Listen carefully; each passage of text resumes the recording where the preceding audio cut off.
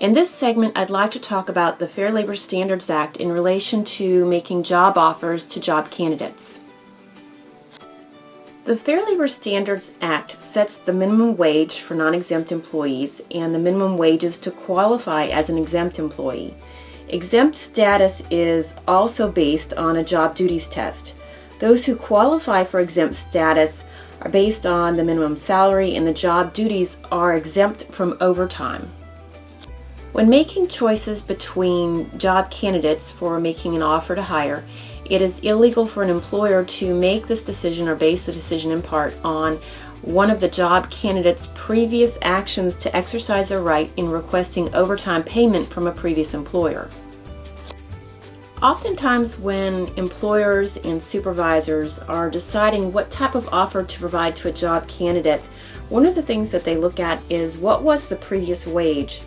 They also consider what does the job candidate want. Does he or she have a family to support?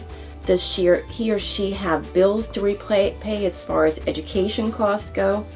Really what they're trying to do is make sure that the value of the offer is acceptable to the job candidate.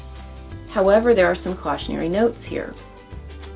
Recall that disparate impact is when an employer's choice, actions, or policies have an unintended or intended negative impact on a protected class. In this case, we're discussing a potential negative impact on women. There are two major issues in relation to disparate impact and previous wages. The first one is that if an individual had been hired by a group and she was being underpaid based on her gender or her situation in life, then she is asked what her previous wages are, and the offer is based on the previous wage that may have been potential discrimination from another employer.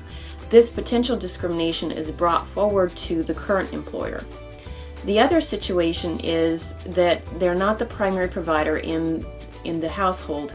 We have a trend within the workforce of women stepping out of the workforce to take care of their children and then stepping back into the workforce.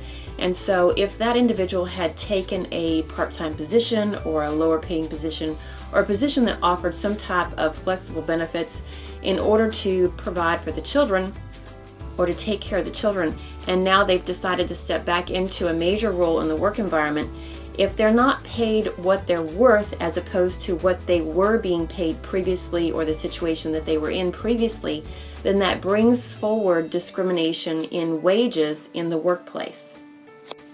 The concept of disparate impact overlaps pay equity, and this is a newer trend. So Massachusetts recently passed a law that says you can't ask a job applicant about wage history before providing a job offer.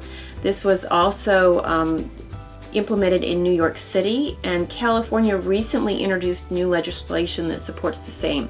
So generally whatever works in California, eventually, the nation follows. So you can expect this to be a growing trend and something that HR professionals need to look out for. Negotiation in the hiring process also has the potential for disparate impact or to reinforce or widen the disparate impact. So an employer who has considered the previous wages of the job candidate as well as whether or not they are the primary or sole provider for their family, if this is factored into the initial offer, it may be that men have the potential for a higher initial offer than women may have. And in the negotiation process, a previous study found that 52% of men, as compared to 12% of women, would negotiate a higher offer. So this would widen the disparity between the actual accepted offer between men and women in the work environment. So this has the potential for creating or reinforcing disparate impact in wages.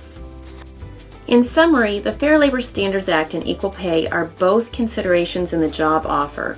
To ensure a fair job offer, the organization should conduct a job analysis and a market wage analysis. Then your organization should be consistent in their offers, maintaining low, competitive, or high offers to ensure that you have fair and consistent job offers across gender.